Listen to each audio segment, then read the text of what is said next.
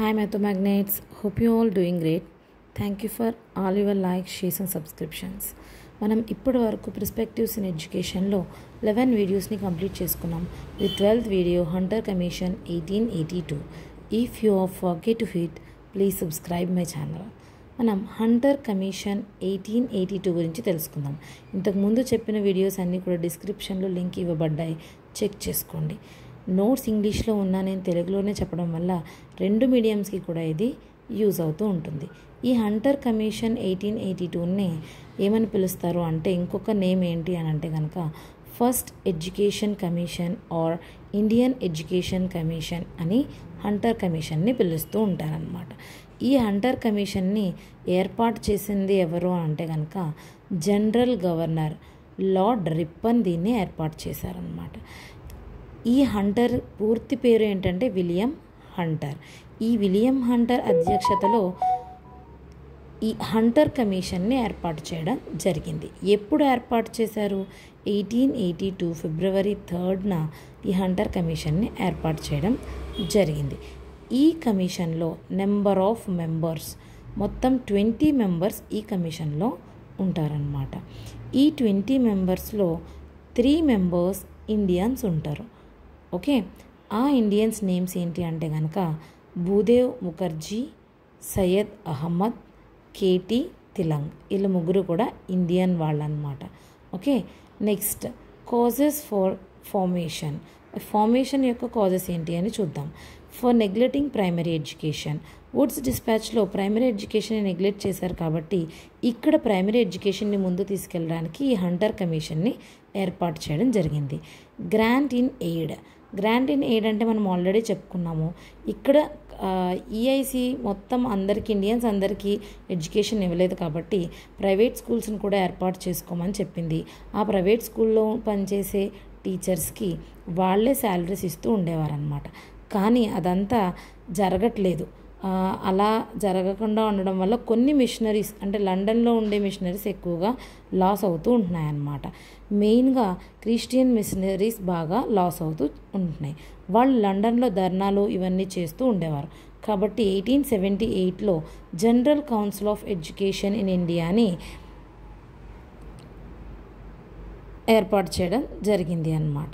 Okay, next important points చూద్దాం. ఇక్కడ primary schools education, primary స్కూల్స్ని ఏర్పాటు చేయాలి, వీటికి ఎక్కువ ఇంపార్టెన్స్ ఇవ్వాలి అని చెప్తూ ఉంటారు. నెక్స్ట్ గ్రాంట్ ఇన్ ఎయిడ్స్ని తొలగించి ఈఐసి మాత్రమే స్కూల్స్ని ఏర్పాటు చేయాలి, వాళ్ళే మొత్తం వాటి యొక్క రెస్పాన్సిబిలిటీస్ని తీసుకోవాలి అని చెప్పడం కూడా జరిగింది. ఈ హంటర్ కమిషన్లో ఎక్కువ లాస్ అవ్వడం వల్ల ఈఐసి మాత్రమే ఈ స్కూల్స్ని ఏర్పాటు చేయాలి, వాళ్ళు మాత్రమే మొత్తం ఈ స్కూల్స్ యొక్క రెస్పాన్సిబిలిటీస్ని తీసుకోవాలని చెప్పడం జరిగింది.